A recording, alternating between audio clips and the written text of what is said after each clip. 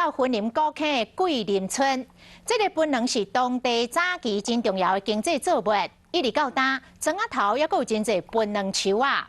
这个云林科技大学的青山农村团队，把槟榔内底籽加工变成槟榔炭，会当用来泡茶。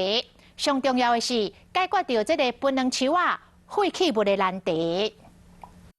伫山区啉茶，因讲是人生的一个大享受。是讲这杯茶，唔是用一般的假树烘出来，是用槟榔加工所的槟榔炭去烘的，啉起来特别甘醇。好啉，好啉哦。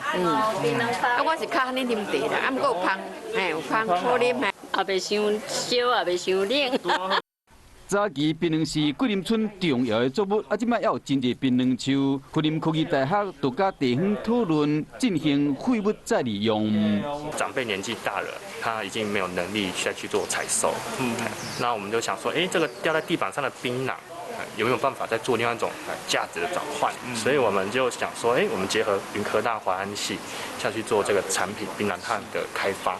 其实，伫国内外已经有真侪人利用火炭泡茶啊。云林科技大学和这个炭伫室内嘛使放心啊使用。燃烧出来的话，没有特别的比较多的灰尘或者比较多的有害空气出来，就是跟我们平常呼吸的空气是差不多的。这个计划若顺利，社区就会开始生产，或者老大人有势头通做，同时会使为地方增加收入。